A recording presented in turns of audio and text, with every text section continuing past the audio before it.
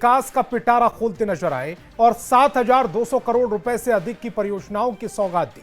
Rail, सड़क, ग्रामीण विकास और आईटी जैसे क्षेत्रों में ये परियोजनाएं बिहार को विकास की नई ऊंचाइयों पर ले जाएंगी। प्रधानमंत्री के मोतिहारी में 4 अमृत भारत ट्रेनों को हरी झंडी दिखाई, रेल मार्गों के दोहरीकरण जैसे प्रोजेक्ट का उद्घाटन किया और बिहार को विकसित भारत का हिस्सा बनाने का संकल्प दोहराया। उन्होंने कहा कि बिहार की प्रगति पूर्वी भारत के विकास के लिए जरूरी है। प्रधानमंत्री मोदी ने अपने भाषण में विपक्ष, खासकर आरजेडी और कांग्रेस पर जमकर निशाना साधा। उन्होंने जंगल राज, भ्रष्टाचार और परिवारवाद के आरोप लगाते हुए बिहार की जनता से एनडीए को फिर से चुनने की अपील की। दूसरी ओर विपक्ष ने इसे चुनावी स्टंट करार दिया। विपक्ष का कहना है कि एनडीए सिर्फ विकास का ढोल पीट रही है, जबकि जमीन पर हकीकत कुछ और है। दूसरी ओर बीजेपी और जेडीयू का दावा है कि बिहार में डबल इंजन सरकार ने गरीबों, दलितों और पिछड़ों तक विकास पहुंचाया। विकास योजनाओं का लाभ उन तक पहुंच रहा है और अब वृद्धा विधवा पेंशन को 400 से बढ़ाकर 1100 किया। बिहार की महिलाओं को 35% डोमिसाइल दिया और अब बिजली बिल भी 125 यूनिट माफ कर दिया गया, जिसका लाभ प्रदेश के 1,67,00,000 परिवार को 1 अगस्त से मिलने लगेगा।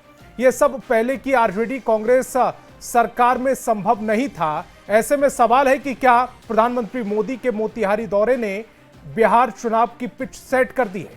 क्या अब की बार भी जंगल राज वर्सेस विकास के मुद्दे पर चुनाव लड़ा जाएगा? क्या विकास के नाम पर एनडीए बिहार में अपनी सियासी जमीन और मजबूत करेगी? और क्या प्रधानमंत्री मोदी का नारा 2025 फिर से हमारा बिहार की जनता के दिलों में जगह बना पाएगा? आज की डिबेट इन्हीं सवालों पर। हमारा संकल्प है समृद्ध बिहार, हर युवा को रोजगार।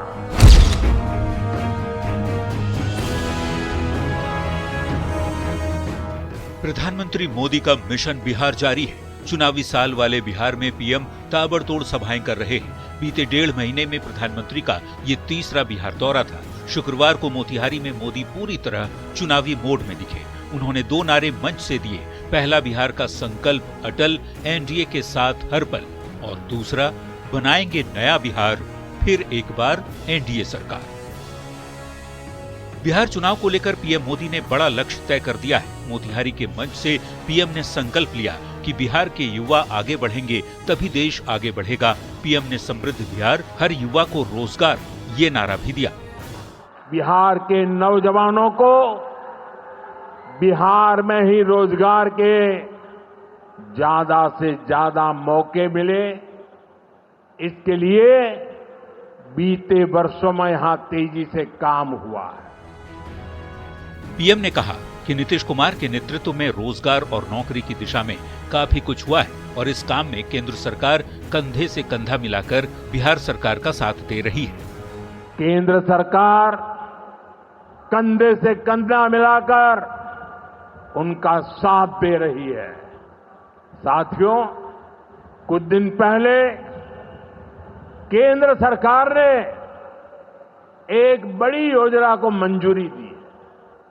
इस योजना के तहत प्राइवेट कंपनी में पहली बार नियुक्त पाने वाले, जिसको पहली बार मौका मिलेगा, उसको 15,000 रुपया केंद्र सरकार की तरफ से मिल दिया जाएगा। रोजगार हर बार के चुनाव में मुख्य मुद्दा रहता आया है। ऐसे में पीएम मोदी ने बिहार चुनाव से पहले 2025 विधानसभा चुनाव का एजेंडा सेट कर दिया है। रोजगार और युवाओं को साधने की कोशिश, साफ संदेश कि डबल इंजन की सरकार ही बिहार को सही मायने में विकास की राह पर आगे बढ़ा सकती है। साथ ही युवाओं को रोजगार भी एनडीए सरकार ही मुहैया भी करा सकती है। न्यूज़ 18 के लिए मोतिहारी से आनंद अमृतराज और अवनीश कुमार के साथ ब्यूरो रिपोर्ट। तो प्रधानमंत्री नरेंद्र मोदी ने सौगातें दी हैं और उसके बाद जो प्रधानमंत्री नरेंद्र मोदी जब ये कहते हुए नजर आए कि समृद्ध बिहार, फिर एक बार रोजगार, और इसका मतलब ये हुआ कि पूरा चुनाव रोजगार पर अब सेट होता जा रहा है। तो डिबेट की शुरुआत करें उससे पहले आज के सवालों पर आते हैं। आज बहस बिहार की में हम पूछेंगे प्रधानमंत्री मोदी का बिहार दौरा कितना प्रभावी था, 2025 फिर से हमारा नारा कितना मजबूत है और एनडीए को कितना मजबूत करेगा। जंगल राज वर्सेस विकास कितना दमदार नारा इस बार यह साबित होगा।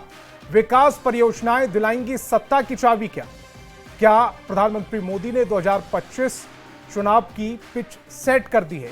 चलिए मेहमानों से आपका परिचय कराते हैं। सत्ता पक्ष से हमारे साथ जेडीयू प्रवक्ता डॉक्टर मधुरेंदु पांडे, बीजेपी प्रवक्ता पीयूष शर्मा और एलजेपी रामविलास के प्रवक्ता राजेश भट्ट जी जुड़ रहे हैं। तो वहीं विपक्ष से आरजेडी प्रवक्ता उत्पल वल्लभ, कांग्रेस के मुख्य प्रवक्ता राजेश राठौड़ जी और वीआईपी प्रवक्ता देव ज्योति जी भी हमें ज्वाइन कर रहे हैं। सभी मेहमानों का बहुत बहुत स्वागत। मेरा पहला सवाल जेडीयू प्रवक्ता डॉक्टर मधुरेंदु पांडे जी आपसे।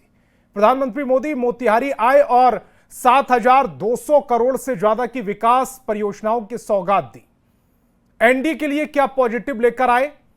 एनडीए में जो उथल पुथल पिछले कुछ दिनों से नजर आ रही थी उसमें कुछ ठहराव लेकर आए? संतोष जी, माननीय प्रधानमंत्री नरेंद्र मोदी जी 3-4 महीने से लगातार बिहार के दौरे पर आ रहे हैं और बिहार को रोजगार के लिए, बिहार को विकास के लिए कई 1,000 करोड़ रुपया देने का उन्होंने काम किया। आज भी जो मोतिहारी में आए 7200 रुपया का जो परियोजना उन्होंने देने का काम किया, उससे बिहार की आवाम को लाभ ही लाभ है। और केंद्र में माननीय प्रधानमंत्री नरेंद्र मोदी जी का जो विकास की सोच है और बिहार में माननीय मुख्यमंत्री नीतीश कुमार जी को जो विकसित बिहार बनाने की उनका जो संकल्प है, उसमें माननीय प्रधानमंत्री नरेंद्र मोदी जी का बिहार आना बहुत ही बेहतर साबित होगा। और जो चुनाव की बात कर रहे हैं, तो चुनाव में तो रहेगा ही विकास बनाम भ्रष्टाचार। क्योंकि माननीय मुख्यमंत्री नीतीश कुमार जी को भय, भूख और भ्रष्टाचार से ग्रसित बिहार मिला था। उस बिहार को इन्होंने संवारने में, जो 2 दशक के कालखंड में इन्होंने जो संवारने में इन्होंने राजधर्म का पालन किया, कुशल नेतृत्व से और अपनी राजनीतिक इच्छा शक्ति की प्रबल इच्छा शक्ति से बिहार को में जो सर्वांगीण विकास करने का काम किया है, तो आने वाला चुनाव में मुद्दा तो यही होगा, विकास बनाम भ्रष्टाचार, जो लालू राबड़ी शासनकाल में बिहार को देखने को मिला था। 15 वर्षों में नित्य हत्या, लूट, बलात्कार, अपहरण के जो उद्योग थे, कल कारखाने सारे बंद हो गए थे। उससे जनता जो मुक्ति चाहती थी, माननीय नीतीश कुमार जी को सत्ता सौंप करके बिहार की जो भी आकांक्षा थी, जो भी जन आकांक्षा थी, उसमें अद्भुत अकल्पनीय कार्य कर माननीय नीतीश कुमार जी ने जन आकांक्षाओं के प्रति खरा उतरने का काम किया है। इसलिए निश्चित है कि आगामी विधानसभा चुनाव विकास बनाम भ्रष्टाचार के बीच ही होगा। ठीक है, आरजेडी प्रवक्ता उत्पल वल्लभ जी को स्क्रीन पर लेकर आए। उत्पल वल्लभ जी, प्रधानमंत्री नरेंद्र मोदी ने भ्रष्टाचार का भी जिक्र किया और रोजगार का भी जिक्र किया। जी, और रोजगार का जिक्र सीएम नीतीश ने भी किया है। जी जी जी जी जी। तो सर देखिए जी, पहले मैं रोजगार से ही आ जाता हूं। प्रधानमंत्री जी बोले थे कि प्रति वर्ष 2 करोड़ नौकरियां 2014 में देश की जनता को दूंगा, राष्ट्रीय स्तर पे बोले थे। आप सबको मालूम है कि बिहार इसी देश में है, भारत में ही है, और 2 करोड़ के हिसाब से सारे 11 वर्ष हो गए और बिहार की आबादी के प्रपोर्शनेट में 23 करोड़ रोजगार में से 2 करोड़ 30 लाख रोजगार बिहारियों को मिल जाना चाहिए था। अगर बराबर भी सभी स्टेट को आबादी के हिसाब से देते तो वो नौकरियां कहां है, प्रधानमंत्री जी को इस पर भी बात करनी चाहिए। दूसरी बात, मैं भ्रष्टाचार पे बात कर रहा हूं। गोलियां चल रही है, दिन दहाड़े चल रही है, वीडियो देखे जा रहे हैं। इस पैनल में बैठे कोई लोग इनकार नहीं कर सकते हैं कि मैंने नहीं देखा। दिन में पहले तो ये लोग कहते थे झूठ परसेप्शन बनाए झूठा। 2005 के पहले शाम में कोई निकलता है जी? निकलता था जी? मैं पूछता हूं इन लोगों से, दिन में इतनी गोलियां चलती है कहीं भी जी? शर्म नहीं आती है इस तरह के बयान देने पे, भ्रष्टाचार पे, अपराध पे, नौकरियों पे? 2 करोड़ प्रतिवर्ष नौकरी कहने के बाद ये पकोड़ा छानने का सलाह देने वाले पकोड़ावादी लोग नौकरी की बात करते हैं। इनको भ्रष्टाचार पे, अपराध पे और नौकरी पे बात करने की मुंह नहीं है। फिर किस पर बात करें? हर एक मुद्दे पे ये विफल है। ये किसान को न्याय नहीं दे पाए। ये किसानों को कहते कि 2022 तक आय दुगनी कर दूंगा। ये सबको बोले थे कि कोई व्यक्ति नहीं बचेगा इस देश में जिसको आवास नहीं होगा जिसका 2022 तक। ये नौजवानों की, ये महिला सुरक्षा की बात नहीं कर सकते हैं। स्वास्थ्य व्यवस्था इनका लचर है, विधि व्यवस्था इनका लचर है। नौकरियां देने की तो बात छोड़ दीजिए, यदा कदा जो हम लोग नौकरियां भी दिए और इनको मार्गदर्शन भी दिए कि बच्चे नौकरियां कहां है, जिसकी रास्ता दिखाए हम लोग, उन नौकरियों के जो हम लोग सत्ता शासन से हटे उसके बाद इनको जो मौका मिला उस पर ये पेपर लीक जैसे किए। संजीव मुखिया उसका उदाहरण है कि वो जेल में बैठे हैं और ये लोग कोई भी प्रमाणित बात नहीं कर सकते। मैं प्रमाण के साथ बात करूंगा। ये लोग जॉब फॉर लैंड और क्या क्या बोलेंगे, कोई चीज का इनका प्रमाण इसके पास नहीं रहेगा, समझे ना। लेकिन मैं जो भी बात कहूंगा मैं प्रमाण के साथ कहूंगा कि जो हमने किया है ठोक बजा के किया है, और ये गाल बजाने के अलावा ये लोग कुछ नहीं करते हैं। ठीक है। जिस मोतिहारी में प्रधानमंत्री जी गए उद्योग, जिस मोतिहारी में प्रधानमंत्री गए 14 में बोले थे जब मैं बिहार लौटूंगा इसी मिल की बनी चीनी से चाय पीऊंगा। शर्म नहीं आता है मोतिहारी जाते हुए? नोटबंदी के बाद बोले थे 100 दिन दे देना मित्रों, नहीं तो फिर चौराहा। बाकी आप समझिए उस चौराहे पे क्या बोले थे कि क्या करना, उल्टा लटकाना है कि सीधा इनको लटकाना था। आके खुद से शर्म से लटक जाते, चुल्लू भर पानी में मर जाते। इस देश को ठगने के अलावा नरेंद्र मोदी जी उत्पल जी ठीक है, विरोध की भाषा ठीक है, लेकिन मरने मारने और प्रधानमंत्री को लेकर इस तरह की भाषा ठीक नहीं है टेलीविजन। मैंने नहीं कहा है संतोष जी, मैंने नहीं कहा। मैंने कहा कि प्रधानमंत्री जी कहे थे देश के कोई चौक चौराहे पे, उसके बाद उन्होंने कुछ नहीं कहा। इसका क्या मतलब है? संतोष जी बताए कि चौक चौराहे पे लोगों को क्यों आमंत्रित किए थे, किस चीज के लिए? माला पहनाने के लिए आमंत्रित किए थे अपनी विफलता पे? आप बताइए और भाजपा के लोग बताएंगे। पीयूष जी रिएक्ट करेंगे। पीयूष जी रिएक्ट कीजिएगा। आप कह रहे हैं कि विकास वर्सेस जंगल राज पर चुनाव लड़ेंगे और ये कह रहे हैं कि जंगल राज वर्सेस गुंडा राज पर चुनाव लड़ा जाएगा। संतोष जी, हम आभारी हैं देश के यशस्वी प्रधानमंत्री आदरणीय नरेंद्र मोदी जी का कि वे बार बार बिहार में आकर के हजारों करोड़ रुपए की योजनाओं का लोकार्पण और शिलान्यास उद्घाटन करके बिहार की जनता को सौगात देने का काम कर रहे हैं। आज उन्होंने नारा दिया है समृद्ध बिहार, हर युवा को रोजगार। यह एक प्रकार से हर युवाओं के लिए जोश, उनके लिए एक उन्माद, हर युवाओं के लिए एक क्रांति, एक जोश भरा संदेश है।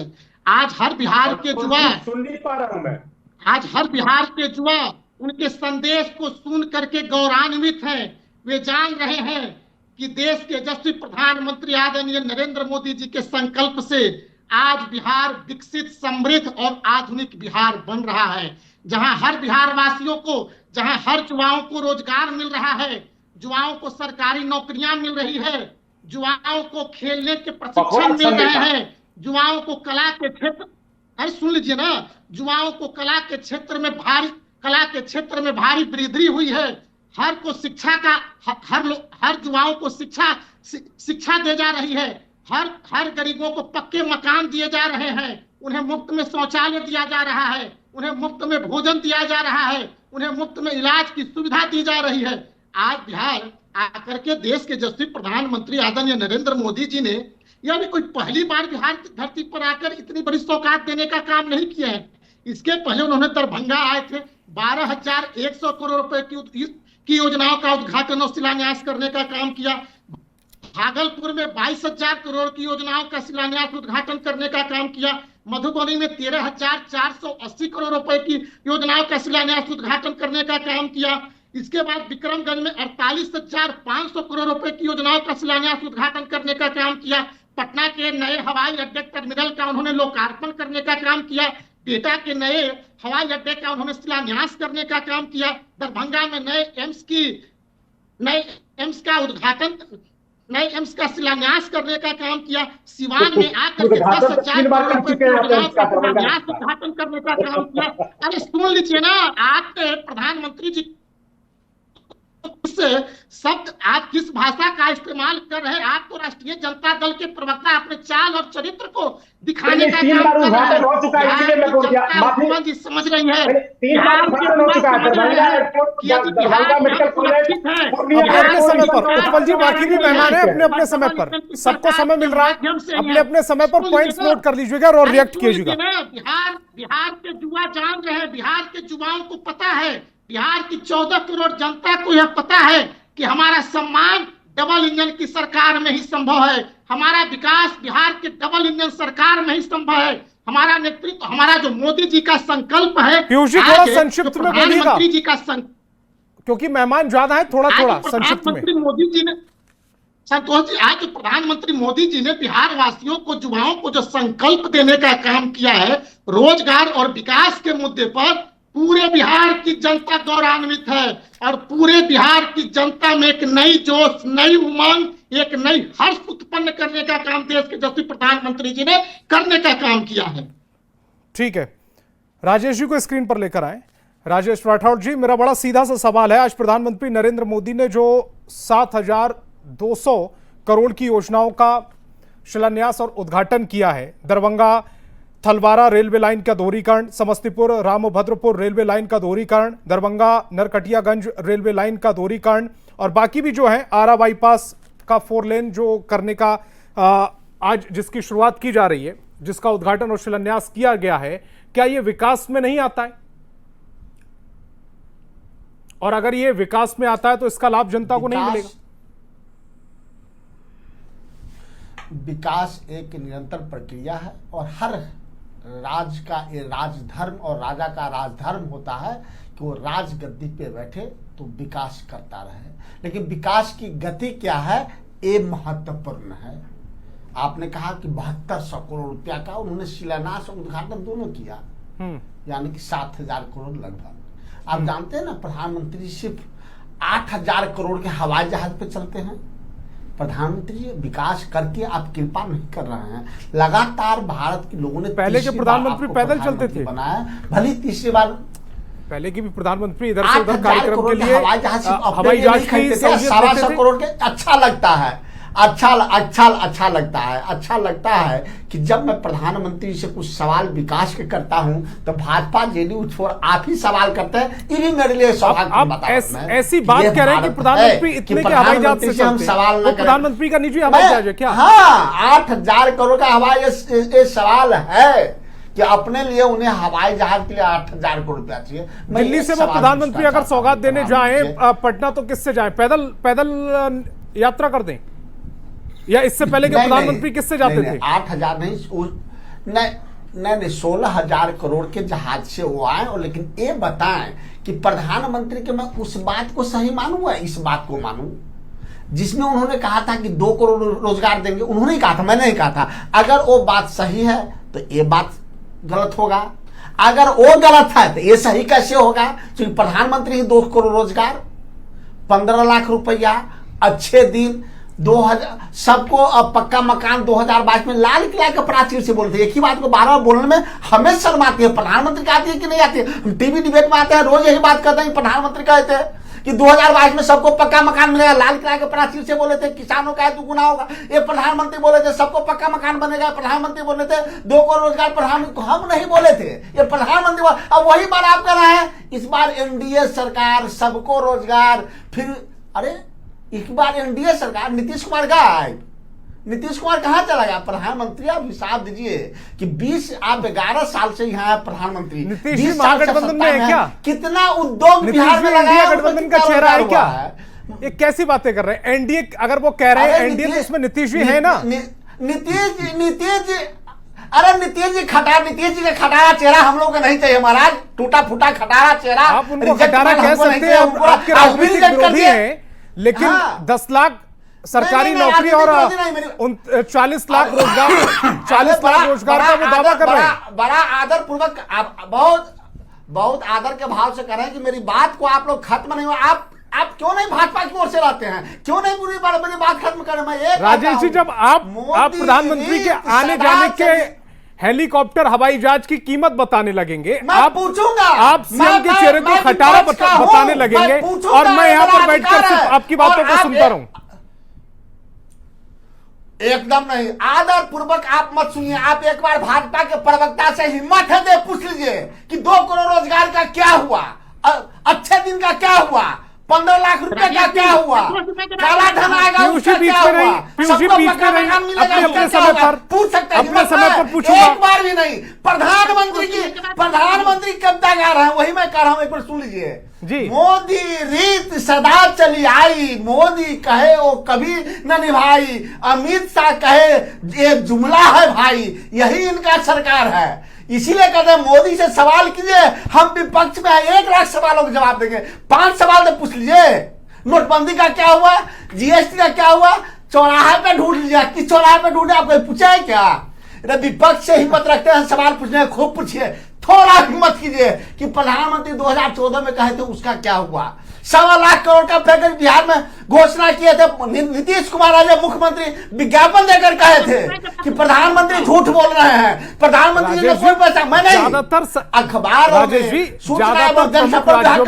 विज्ञापन 35 साल से सत्ता में है नहीं, इसलिए फ्रस्ट्रेशन मुझे ज्यादा लग रहा है आपका। या तो आप टेलीविजन देखते नहीं, या तो आपको डिफेम करने की आदत हो गई है, एंकर्स से लड़ने की आदत हो गई है। मुद्दों पर आप ग्राउंड पर जाकर, मुद्दों पर अगर ग्राउंड पर जाकर आपने यही क्लियरिटी मुझे आप देने की कोशिश कर रहे हैं, अगर यही क्लियरिटी आपने जनता को देने की कोशिश की तो 27 सीटों पर हिम्मत है पत्रकारिता का, सीधा पूछिए, हिम्मत है पूछ सकते हैं कि 2 करोड़ रोजगार का क्या हुआ, अच्छे दिन का क्या हुआ। ठीक है, दिन दहाड़े राजेश जी रिएक्ट करना चाह रहे हैं, राजेश जी रिएक्ट करना चाह रहे हैं, राजेश जी। अपराध के आकंठ में बिहार डूबा हुआ है, रक्त रंजित हो गया है बिहार, दिन और रात दोनों में निकलना मुश्किल हो गया है। पूछ सकते हैं क्या? कल आप डिबेट में क्यों नहीं थे? कल आप राजेश जी, 1 मिनट, राजेश भट्ट जी 1 मिनट आ रहा आपके पास, राजेश भट्ट जी 1 मिनट आ रहा है आपके पास। राजेश राठौड़ जी, आप कल डिबेट में क्यों नहीं थे? आपने अपना प्रवक्ता आपने भेजा था, बताऊं कौन भेजा था? असित नाथ तिवारी जी को आपने भेजा था। असित नाथ तिवारी जी ने यहाँ पर कविता गान करके उनको कविता गाने का मौका दिया था मैंने, उन्होंने 2 कविताएं यहाँ पर इसी मंच का इस्तेमाल करके सरकार से सवाल पूछते हुए की। थोड़ा सवाल प्रधानमंत्री और मुख्यमंत्री का काम है काम करना, जो काम नहीं करेगा हम पूछेंगे। तो सर मैं कब मना कर रहा हूँ कि आप प्रधानमंत्री से सवाल ना पूछिए, लेकिन जब आप मुझ पर आरोप लगाएंगे तो फिर मुझे जवाब देना पड़ेगा। संतोष जी आरोप लगाएंगे, मैं रोजगार 10 सेकेंड, अगर रोजगार लेना है ना तो कल युवा कांग्रेस के लोग बिहार के गांधी मैदान में बापू सभागार में रोजगार मेला लगा रहा है, उसमें 100 से बड़ी कंपनियां आएगी, 100 से ज्यादा। आइए, हम चाहते हैं भाजपा जेडीयू के लोग भी आए, उनके बच्चे भी आए, रोजगार पाए। अगर जो सरकार काम नहीं करेगी वो कांग्रेस युवा कांग्रेस लोग काम कर रही है। राजेश जी, इस पर हमने डिबेट नहीं की थी, तारीख बता दूं कब की थी? 2 मिनट आप चुप करा दें, धैर्य से सुने कम से कम। गंभीर प्रवक्ता है, इस तरह ठीक नहीं लगता। राजेश भट्ट जी, मैं समझ रहा हूं कि राजेश भाई की बौखलाहट का कारण क्या है क्या कि संगत से गुण होता है, संगत से गुण जात, ये मानस की चौपाई है। और जिन लोगों के बीच हमारे राजेश भाई अब रहने लगे हैं उनका असर तो उनपे दिखेगा ही। वैसे अभी विपल्लो भाई को हम सुन रहे थे, क्या क्या बोले जा रहे थे। अरे भाई, एक बात तो तय मान लीजिए कि देश के प्रधानमंत्री का पद एक गरिमा का पद होता है, और प्रधानमंत्री जी सिर्फ एनडीए के प्रधानमंत्री नहीं हैं, आप भी इस देश के नागरिक हैं और आपके भी प्रधानमंत्री हैं। कम से कम उस गरिमामय पद का तो ख्याल रखें, उसका तो सम्मान करना हम लोग सीखें। मैं समझ रहा हूं कि आपके पार्टी का यह चाल चरित्र चेहरा ही है, और अभी आप रोजगार पर बोल रहे थे, मैं बहुत गंभीरता से सुन रहा था। हाँ, आपको अवश्य नहीं पता चलता होगा कि बिहार में युवाओं को रोजगार मिल रहा है। कैसे पता चलेगा भाई, जब आपने जमीन ही नहीं दिखवाया। एनडीए तो जमीन का सौदा करती नहीं है, तो जब जमीन का सौदा नहीं करती है तो आपको कैसे पता चलेगा कि युवाओं को रोजगार भी मिल रहा है। बहुत गंभीर मसला है। दिक्कत यह है कि आपके जमाने में तो जमीन का जो है ट्रांसफर कराया जाता था और रजिस्ट्री से पता चल जाता था कि कितना रोजगार मिला है। अब रोजगार का पता ही नहीं चल रहा है। और राजेश भाई हमारे जो साथ निभा रहे हैं, ऐसा मतलब भ्रष्टाचार की गोद में शरणागत हो गए हैं। उसके बाद भी राजेश भाई हमारे प्रधानमंत्री पर लगातार जो है तीखी प्रतिक्रिया व्यक्त कर रहे हैं। अरे मैं समझता हूं कि गठबंधन धर्म के नाते आपको मजबूरी है, लेकिन इतनी भी जरूरी नहीं है कि सच को सच ना कहा जाए। आखिर प्रधानमंत्री जी का बिहार जब भी आगमन हो रहा है, एक बड़ा तोहफा तो दे रहे हैं ना, इस बात से कोई इनकार किया जा सकता है क्या? आखिर बिहार प्राथमिकता है कि नहीं एनडीए की सरकार का? और देश के यशस्वी प्रधानमंत्री ने बिहार को प्राथमिकता पे रखा है कि नहीं? इस बात से अगर कोई इनकार करे तो पूरे पैनल पे ये कह सकता है कोई? क्या इससे पहले किसी ने दिया है? ठीक है, आज राजेश बिहार राठौर जी में आप प्रतिक्रिया देना चाह रहे हैं, लेकिन मेरा क्रम देवकीर्ति जी की तरफ जा रहा है। मैं उस क्रम को तोड़ूंगा तो विकास नहीं दिख रहा है तो देवज्योति जी की तरफ जा रहा है, क्योंकि वो बहुत देर से हमें सबको सुन रहे हैं और तकरीबन 16-17 मिनट निकल चुके, तो मैं उस क्रम को नहीं तोड़ना चाह रहा। देवज्योति जी, मैं कह रहा हूं कि विरोध वाजिब है, विरोध आप करें, विपक्ष का काम ही है विरोध करना, और आपके पास रोजगार कुछ है नहीं, ठीक है, विरोध का स्तर रखें। ठीक है, भट्ट जी, स्तरीय विरोध भट्ट जी आऊंगा आपके पास, भट्ट जी आऊंगा आपके पास का विरोध करना। देवज्योति जी, मेरा सवाल है कि बिहार में फिलहाल 23-23.5 लाख नौकरियां हैं सरकारी, 23-23.5 लाख सरकारी नौकरी इस समय लोग कर रहे हैं बिहार में, जिसमें से जेडीयू सरकार का दावा है या एनडीए सरकार का दावा है कि 2005 के बाद 8 लाख पहले टर्म में और 10 लाख अब, यानी कि 18 लाख रोजगार उन्होंने दिया। तो वो अगर रोजगार को मुद्दा बनाकर चुनाव में मैदान में उतरना चाह रहे हैं, तो फिर विपक्ष इसमें असहज क्यों हो रहा है? देखिए, वही बात चल रही थी आदरणीय प्रधानमंत्री नरेंद्र मोदी जी का। नरेंद्र मोदी जी जिस जगह मोतिहारी में गए थे और मोतिहारी में आज जनसभा किया गया, लोग को ढो ढो के लाया गया, लोग जाने के लिए तैयार नहीं था। डीएम और एसडीएम साहब के यहाँ से फरमान गया कि नहीं जाएगा जीविका दीदी के लोग और सरकारी कर्मचारी, तो उसको निलंबन के लिए प्रक्रिया कीजिए, वेतन काटिए, ये कीजिए, टॉर्चर करके लोगों को ले गया है। मेरे पास वीडियो फुटेज है, लोग जाके रो रहे थे वहाँ जाने का। और जिस जगह कार्यक्रम किए उस जगह में पानी से, नाला का पानी से डूबा हुआ, नाला में डूबा हुआ, और वहाँ का उनका एमएलए है प्रमोद कुमार, विधायक है बीजेपी का, उन नाला का समस्या का भी समाधान नहीं करवाया और प्रधानमंत्री जी का कार्यक्रम करा दिया।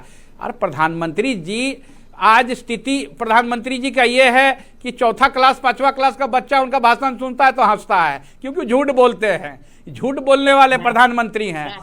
आप चीनी मिल के बारे में जो 2014 में बात करेंगे, 300 लोगों को पेंशन नहीं मिला, क्या बात करेंगे? नौकरी देंगे, क्या देंगे?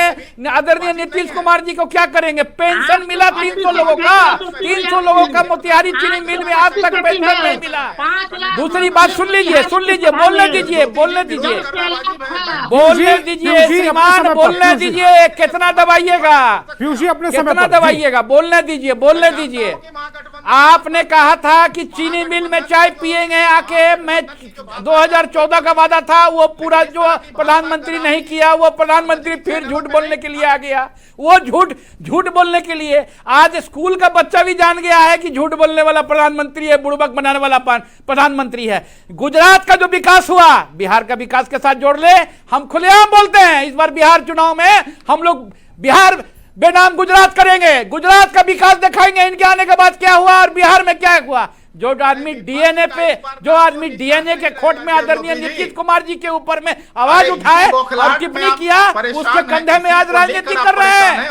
आज उसके डीएनए का चर्चा हुआ था ना, डीएनए का चर्चा हुआ था ना। सर, मैंने आपसे सवाल पूछा रोजगार वाले हमारे आदरणीय प्रधानमंत्री हैं, आपसे सवाल पूछा, आप पता नहीं कहां डीएनए और उसमें चलेगा। पीयूष जी रिएक्ट करना चाह रहे हैं, पीयूष जी जल्दी से रिएक्ट कीजिएगा। ये रजिस्ट्री ऑफिस पता करने जाते हैं, आज पीयूष जी की आवाज, बाकी सबकी डाउन। पीयूष जी जल्दी से रिएक्ट कीजिएगा, उसके बाद राजेश जी आ रहा हूं आपके पास। इनकी सत्ता थी, यूपीए की सत्ता थी, यूपीए की सत्ता में बिहार को कितना पैसा मिला? 1,43,000 करोड़। यदि कांग्रेस के प्रवक्ता को नहीं पता हो तो ज्ञान वर्धन कर ले। 1,43,000 करोड़ रुपये की सत्ता में आई थी बिहार को, और 11 वर्षों में देश के यशस्वी प्रधानमंत्री आदरणीय नरेंद्र मोदी जी द्वारा 16 लाख करोड़ रुपए की राशि यदि बिहार को सौगात मिला है तो वह एनडीए के शासन में मिला है और देश के यशस्वी प्रधानमंत्री आदरणीय नरेंद्र मोदी जी ने दिया है। 2005 में बिहार का बजट क्या था? 23,000 रुपए करोड़ के बिहार के बजट थे। आज 3,17,000 रुपए का बिहार के बजट है। कांग्रेस के प्रवक्ता और राष्ट्रीय जनता दल के प्रवक्ता की आंखों पर पट्टी है। अरे अपने यूपीए के शासनकाल को अपने नेता राहुल गांधी से तो पूछने का काम करें ना कि बिहार को कितनी पैसा, कितनी सहायता देने का काम कर रहे थे। और अभी वीआईपी के प्रधानमंत्री नहीं बने, अभी पीयूष जी प्रधानमंत्री नहीं बने थे, मनमोहन जी प्रधानमंत्री थे उस समय। संतोष जी, उन्हें मोतिहारी चीनी मिल की बात याद है, उन्हें रीगा चीनी मिल की बात क्यों नहीं याद आ रही है? अभी बिहार के लोकप्रिय मुख्यमंत्री नीतीश कुमार जी द्वारा 52,000 रुपए की सौगात किसानों के बकाया राशि के लिए 52,000 रुपए का भुगतान किया गया रीगा चीनी मिल में। और मोतिहारी चीनी मिल की बात कर रहे हैं। हमने तो पिपरा में चीनी मिल खोलने का काम किया, जमीन अधिग्रहण करने का काम किया। और जो मोतिहारी चीनी मिल की बार बार चर्चा हो रही है, वह चीनी मिल आज तक क्यों नहीं खुली, इसके कारण को तो समझने का काम करें। ठीक है, राजेश जी कुछ कहना चाह रहे थे, जल्दी से रिएक्ट कीजिएगा, उसके बाद उत्पल जी आ रहा हूं आपके पास। मोतिहारी का चीनी मिल क्यों नहीं खुल रहा है? आज देश के आज मैं बता देता हूं, आज ठीक है, आप अगले टर्न में बोलिएगा। ठीक, इतना ही कहना चाहूंगा कि ये राजेश राठौर जी, राजेश भट्ट जी नहीं, राजेश राठौर जी, माफी कम से कम तथ्यों की जानकारी लेकर पैनल पे आया करें, सिर्फ सम्मान भंग करने का संकल्प लेके यहाँ ना आए। ठीक है, राजेश राठौर जी का प्रधानमंत्री जी के पद की एक गरिमा है और उस गरिमा का हमेशा ख्याल रखें। जी संतोष भाई, निश्चित तौर पे राजेश भट्ट जी ने ठीक कहा कि प्रधानमंत्री किसी पार्टी के नहीं न होते हैं। प्रधानमंत्री संपूर्ण देश का हो, उन्हें वोट दे या वोट नहीं, जो प्रधानमंत्री हो गए संपूर्ण उनकी एक गरिमा होती है। उस प्रधानमंत्री की गरिमा को गिराता कौन है? प्रधानमंत्री दलगत भावना से ऊपर क्यों नहीं उठते, कौन कहता है? अभी आप 2 महीना पहले देखे थे कि मुख्यमंत्रियों की शासी परिषदों की बैठक हुई, तो इन्होंने क्या किया कि एनडीए के शासी परिषद देशों के मुख्यमंत्री को बुलाया, गैर एनडीए वाले को मुख्यमंत्री को नहीं बुलाया। बांटा किसने? प्रधानमंत्री जी ने। प्रधानमंत्री जी खुद उसको बांटते हैं और प्रधानमंत्री जी बिहार आते हैं तो उनसे हम सवाल रोजगार पे करेंगे कि प्रधानमंत्री जी आप ही कहे थे, और कहते हैं कि प्रधानमंत्री को गर्मा में तरीके से बात करना चाहिए, प्रधानमंत्री पे टिप्पणी गर्मा में तरीके से करना है। एक वक्त आएगा संतोष जी, भले ही आज हम सत्ता में हैं, हम सवाल नहीं पूछ सकते हैं उनसे, एक वक्त आएगा कि लोग कहेगा कि देश कौन प्रधानमंत्री है, तो सबसे ज्यादा झूठ बोला वो नरेंद्र मोदी जी का नाम आएगा। हम रोजगार की जब बात करते हैं तो मैं दोबारा इस बात को कह रहा हूँ कि रोजगार हम उनसे मांगेंगे, क्यों नहीं मांगेंगे, और उन्होंने नहीं दिया, इसका सवाल हम करेंगे। और कल ही गांधी मैदान के बगल में बापू सभागार में यूथ कांग्रेस एक बड़ा रोजगार मेला लगा रहा है। हम कहते हैं जेडीयू, भाजपा, एलजेपी सबके लोग आए, उनके बच्चे आए, रोजगार में 100 से बड़ी कंपनियां वहां रही हैं, रोजगार प्रधानमंत्री सवाल करना क्या बुरा? आप राजस्थान भी हार गए थे और दिल्ली भी हार गए थे। अरे तो आपको ये भी बताना चाहिए ना। ठीक है, हार और जीत का पैमाना ये नहीं हो सकता है। अगर हार जीत के पैमाने पे हो, 15 साल का सरकार, मेरी पूरी बात तो सुन लेते। मैं उम्मीद करता हूं कि इस बार आप अच्छा करें। नीतीश कुमार सत्ता में है, ठीक है। उत्पल जी, दूसरा बार आप रोजगार की बात करते हैं, और बिहार में अगर ये कब रोजगार दिए? जब 17 महीने की इंडिया गठबंधन की सरकार बन रही, तेजस्वी यादव जी डिप्टी सीएम बने, कांग्रेस पार्टी उसमें गया, तब रोजगार शुरू हुआ। रोजगार तो देना चाहते तो दे सकते थे, नहीं दिए। ये सवाल है कि रोजगार के अब मेला लगा रहा है, सीएम देता है, क्यों नहीं दिए? कितने प्रदेशों में आपने डिप्टी सीएम रोजगार होता हुआ देखा? बिल्कुल, एकदम आप ही की बात को आगे बढ़ा रहा हूं। सीएम देता है, लेकिन सीएम नौकरी की चोरी की थी। डिप्टी सीएम और इंडिया गठबंधन ने जबरदस्ती उनसे नौकरी लिया, तब शिक्षकों की बहाल हुई, जिसका साक्षात प्रमाण वो कह रहा है कि हम 1 करोड़ आगे देंगे और 40 लाख पिछले 5 सालों में दे चुके हैं। ठीक है, उत्पल जी, राजेश जी, उत्पल जी रिएक्ट करना चाह रहे थे। उत्पल आप क्या कहते हैं? आप अपने मन से आप एक बार संतोषी निष्पक्ष भाव से आप बोल दीजिए कि मुख्यमंत्री जी कितना रोजगार दिए, एक बार बोल दिए। रोजगार दिए हैं होम डिलीवरी शराब में, अपराध को रोजगार बना दिए हैं। मुख्यमंत्री जी बिहार में अपराध को रोजगार बना दिए हैं। इनके एडीजी ने कल बोले, उत्पल जी को स्क्रीन पर लेकर आए। उत्पल जी रिएक्ट करना चाह रहे थे। उत्पल जी, जब आज आप क्राइम की तस्वीरें दिखाकर, डेटा दिखाकर सवाल पूछते हैं, आपको कोई रोकता तो नहीं? हम भी कितनी डिबेट्स कर चुके हैं क्राइम पर, लेकिन जब प्रधानमंत्री पिछले का आपका ही डेटा, चूंकि आप उनके प्रतिद्वंदी हैं और आपके समय का डेटा रख दें और फिर जंगल राज जो संज्ञा कोर्ट की ओर से आपको दी गई थी, वो उस शब्द का इस्तेमाल कर ले तो फिर आप चिढ़ जाते हैं, नाराज हो जाते हैं। तो गुंडाराज की बात संतोष जी जरा ध्यान से सुनिएगा, भाजपा का प्रवक्ता मत बनिएगा, मैं आपको कह दे रहा हूं। सर मैं चुनाव लड़ने नहीं जा रहा हूं, मुझ पर ये आरोप लगाने से आपको कोई वोट नहीं मिलने वाला। बहुत दुर्भाग्य है। जरा शांति से सब लोग, और आप भी सुनिए जी। कोर्ट ने जंगलराज की संज्ञा नगर निगम के परिप्रेक्ष्य में किया था, और वही नगर निगम के परिप्रेक्ष्य में किया था जिसमें ज्यादातर पार्षद और काउंसिल भाजपा के समर्थित लोग जीते हुए थे। इसलिए कृपया अपनी जानकारी की सुधार कर लें, अन्यथा जो मैं बोल रहा हूं इसकी इंक्वायरी करके दोबारा आप हमसे इस बात पे पढ़िएगा। नंबर 1। नंबर 2, समय में बोला गया था, नहीं बोला गया था, साल और डेट भी बता दूं मैं। समय आपका था, सरकार आपकी चल रही थी, बोला गया था, नहीं बोला गया था। आप गुंडा राज और पता नहीं क्या क्या संज्ञाएं दे रहे हैं, आपको कोई मना तो नहीं कर रहा संज्ञाएं देने के लिए। जब आपके समय पर कोई संज्ञा दी गई तो आप चिढ़ जा रहे हैं, आप दूसरों को संज्ञाएं बांटेंगे, आपको कोई संज्ञा देते आप नाराज हो जाएंगे। नहीं, नाराज होने की बात नहीं है। ऐसा हम लोग के खिलाफ में परसेप्शन बनाने में चाहे विपक्ष के लोग हो और मीडिया के लोग भी पीछे नहीं रहे हैं संतोष जी, इसलिए हम इसको झेल रहे हैं, बहुत दिन से झेल रहे हैं। मैं आपको दावा देता हूं, चैलेंज करता हूं, मैं चैनल के चैलेंज करता हूं कि हाई कोर्ट ने जंगलराज नगर निगम के परिप्रेक्ष्य में कहा था या राज्य सरकार के परिप्रेक्ष्य में कहा था। जी, दिक्कत क्या है कि आप हर बात पर गली नुक्कड़ चौराहे की तरह चैलेंज देने पर चले आते हैं। हम डिबेट कर रहे हैं, चैलेंज वाली भाषा से इधर अपनी बात को जल्दी से रखिएगा, इसलिए आप जानकारी कर लीजिए। दूसरी बात संतोष जी, सत्ता प्रतिष्ठान से भी आप सवाल करने की हिम्मत रखिए। सर आज चल रही है। सर आपका दुर्भाग्य है कि आप कल मेरे साथ डिबेट में नहीं थे, आपका दुर्भाग्य है परसों आप मेरे साथ डिबेट में नहीं थे। संतोष जी पहले इंटरप्ट करने बंद कीजिए, और नहीं तो आप गठबंधन अगर भाजपा के साथ कर लिए हैं तो आप अन्य पार्टियों को मत बुलाइए, विपक्षी को पहले चुप रहने बोलिए इनको, अगर आप मौका दिए हैं तो इनको चुप रहने को। मैं बाकी प्रवक्ताओं को मना कर रहा हूं, पीयूष जी अपने समय पर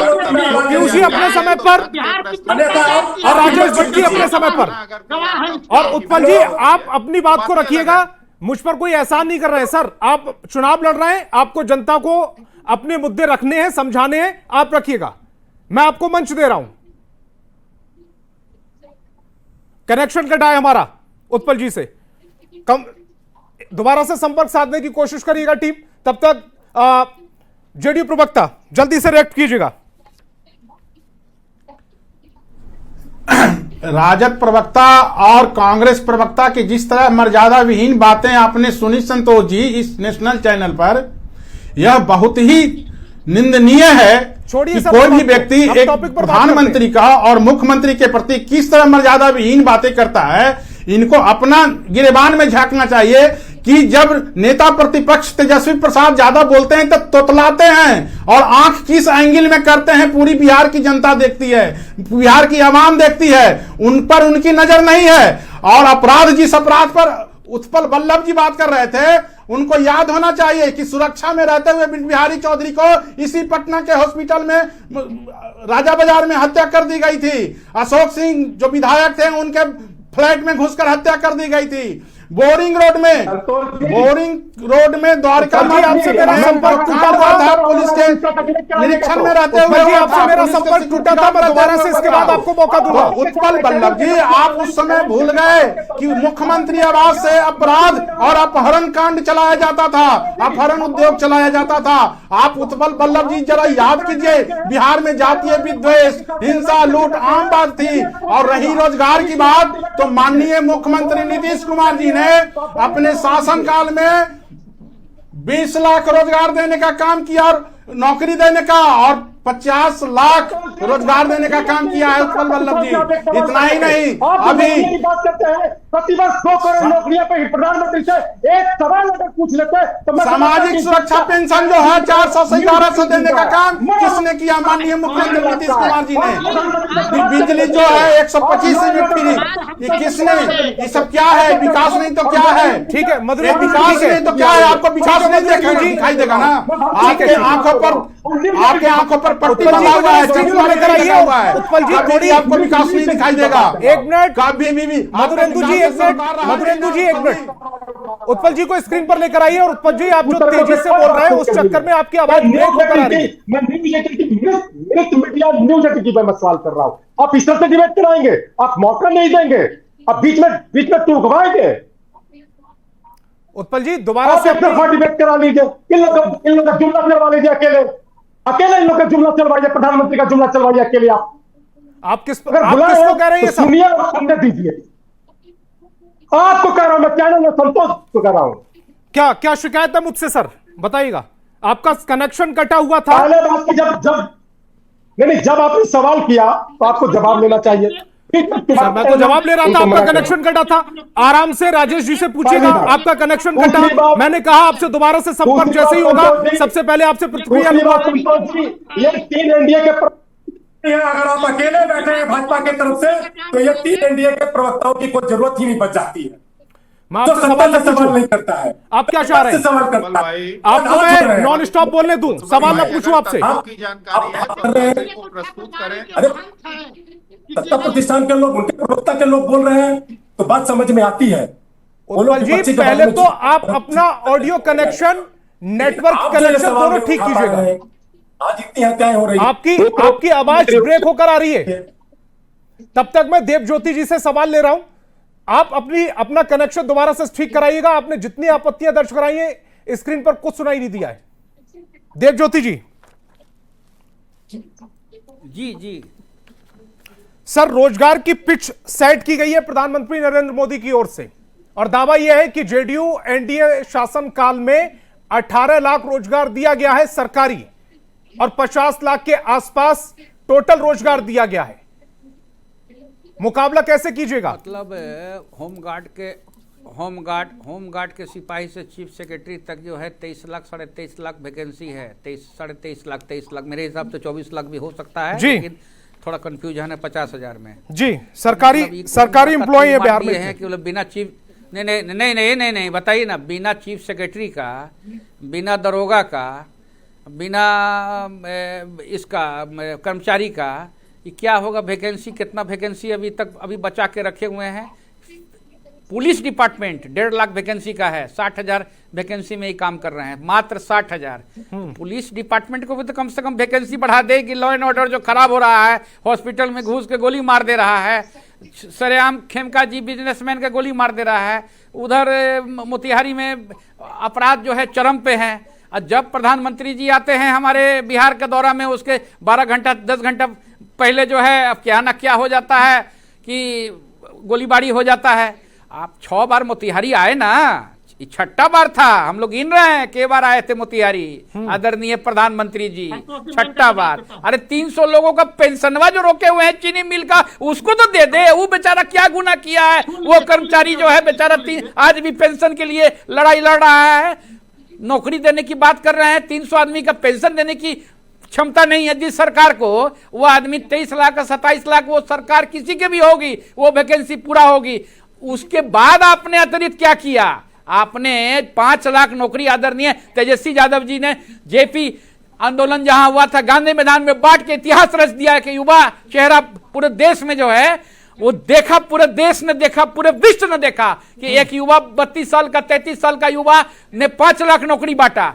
उसी से ना भाग गए छोड़ के कि तेजस्वी जी का लोकप्रियता बढ़ रहा है, जल्दी भागो, न तो तेजस्वी जी यादव जो है पूरा महफिल लूट कर ले जाएगा। कि पब्लिक समझ रहा है ना संतोष जी कि कहां जा रही है। गटर में ना कर दिए, गटर खाना में ना राज हो गया।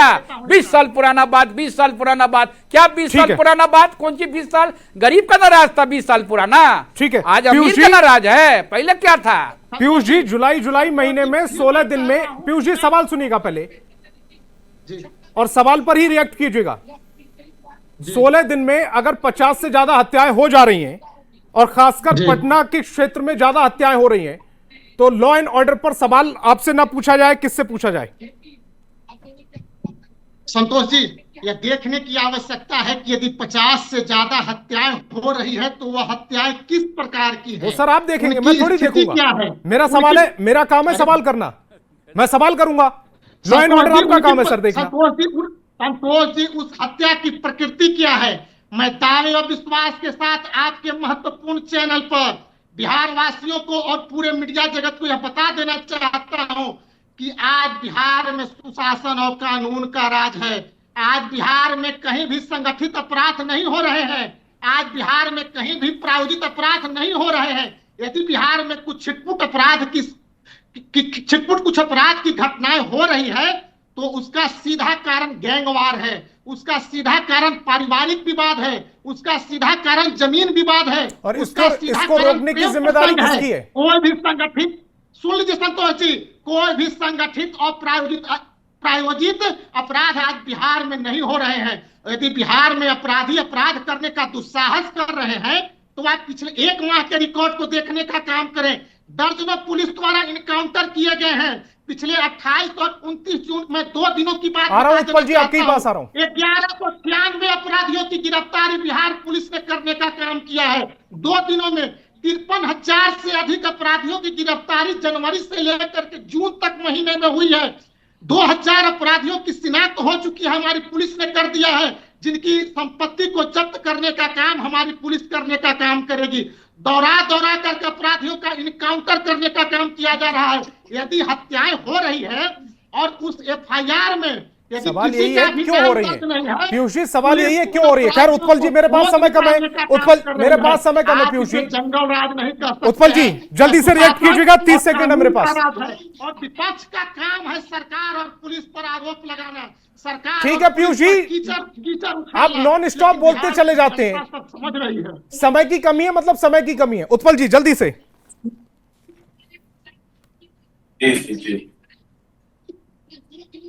उत्पल जी आवाज मिल रही मेरी? उत्पल जी का कनेक्शन एक बार फिर से चेक किया जाए। सबसे आखिर में उनसे प्रतिक्रिया लेता हूं। राजेश जी जल्दी से, 30 सेकंड।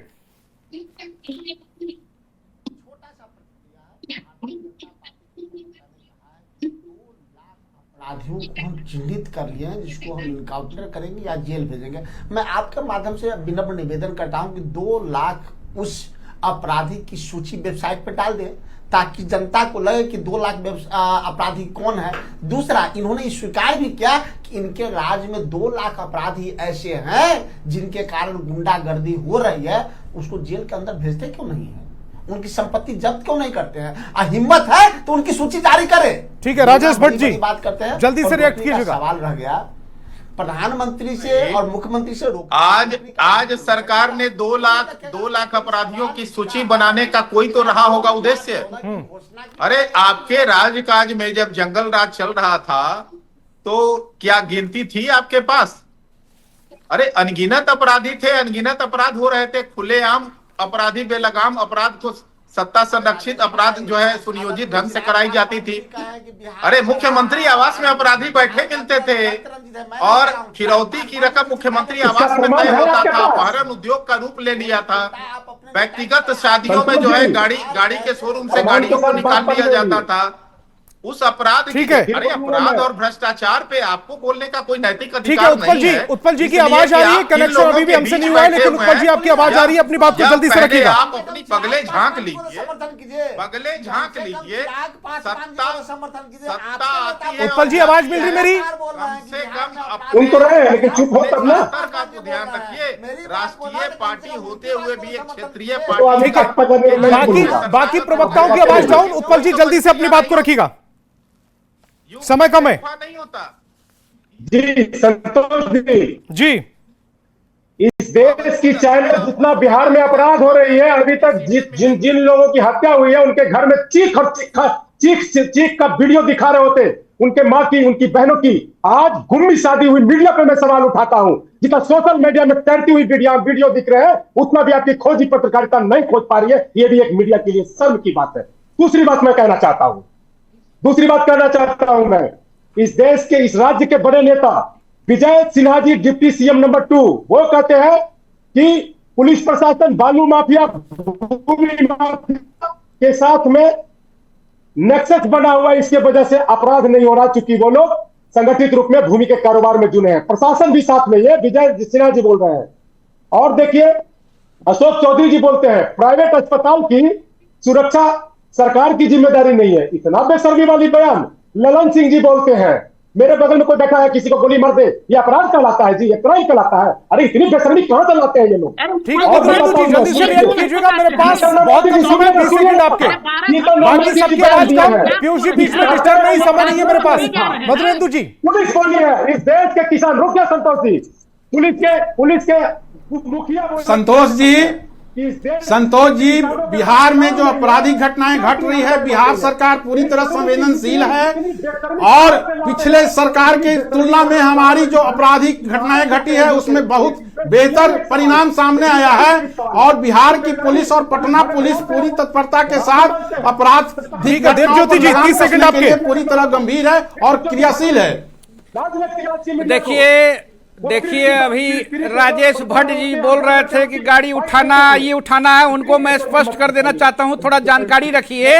गाड़ी उठाने का जिस पे आरोप था वो सोनपुर वाले बच्चा बाबू, वो पूर्व मंत्री बीजेपी के नित्यानंद राय जी के समधी हैं। ये जो बार बार दुष्प्रचार करते हैं और झूठ बोलते हैं और हमारे कोऑर्डिनेशन कमेटी के चेयरमैन को बेइज्जत करते हैं, एक पिछड़ा अति पिछड़ा को इन लोगों को बेइज्जत करने में मजा आता है। आप पता कर लीजिए, नागरिक परिषद का अध्यक्ष बनाया सरकार ने। मेरे पास तमाम मेहमान मेरे साथ जुड़े, आपका बहुत बहुत शुक्रिया। और बहस बिहार की में फिलहाल इतना ही।